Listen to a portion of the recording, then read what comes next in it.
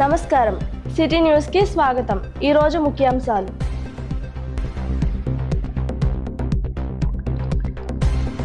సమస్యలపై ఫిర్యాదు చేయండి.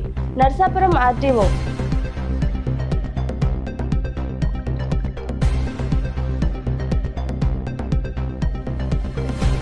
వాళ్లకున్న నిర్లక్ష్యం.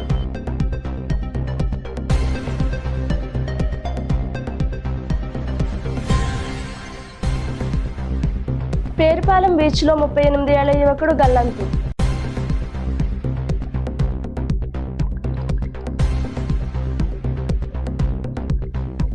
నర్సాపురం నుండి జీడిమెట్లకు సూపర్ లగ్జరీ బస్సులు. ఇప్పుడు కాసేపు ప్రకటనలు. దివ్య డిజిటల్ షాపింగ్ నర్సాపురం వారి 18వ వార్షికోత్సవ సంబరాలు. దసరా దీపావళి పండుగల శుభాకాంక్షలతో మెగా ఎక్స్చేంజ్ అండ్ లోన్ మేళా సెప్టెంబర్ 1వ తేదీ నుండి అక్టోబర్ 31వ తేదీ వరకు మాత్రమే. మీ పాత ఏసీ, ఫ్రిడ్జ్, వాషింగ్ మిషన్ ఏదైనా ఎక్స్చేంజ్ చేసుకోండి.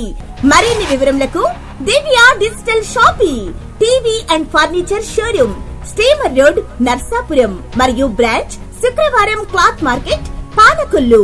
సెల్ నంబర్స్ 9948277577 మరియు 9959877577.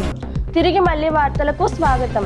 నర్సాపురం సబ్ కలెక్టర్ కార్యాలయంలో రేపు యథావిధిగా ప్రజల ఫిర్యాదు కార్యక్రమం నిర్వహిస్తున్నట్లు నర్సాపురం ఆర్డీఓ దాసిరాజు తెలిపారు.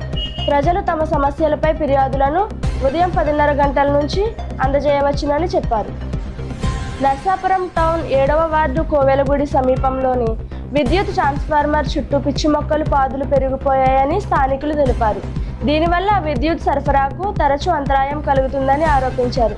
వర్షం పడితే పాదులు విద్యుత్ తీగలకు తగిలి నిప్పులు వస్తున్నాయని ప్రజలు ఆందోళన చెందుతున్నారు. మొగల్తూరు మండలం కేపీపాలెం బీచ్లో శివారు ప్రాంతంలో ఆదివారం సాయంత్రం విజయవాడకు చెందిన మాడేపల్లి ప్రవీణ్ గల్లంతయ్యాడు. స్నేహితులతో కలిసి సముద్ర స్నానం చేస్తుండగా అలల ఉధృతికి కొట్టుకుపోయాడు. సమాచారం అందుకున్న పోలీసులు గాలింపు చర్యలు చేపట్టారు.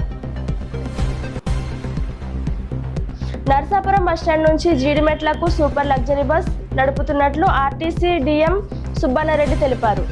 నర్సాపురం డిపో నుంచి ప్రతిరోజు రాత్రి 7:30 గంటలకు బస్సు బయలుదేరి పాలకొల్లు, పెనుమాదం, గుమ్ములూరు, ఆచంట, మాట్టేరు, పెనుగొండ, తణుకు, తాడేపల్లిగూడెం, విజయవాడ మీదుగా జీడిమెట్లకు చేరుకుంటుంది.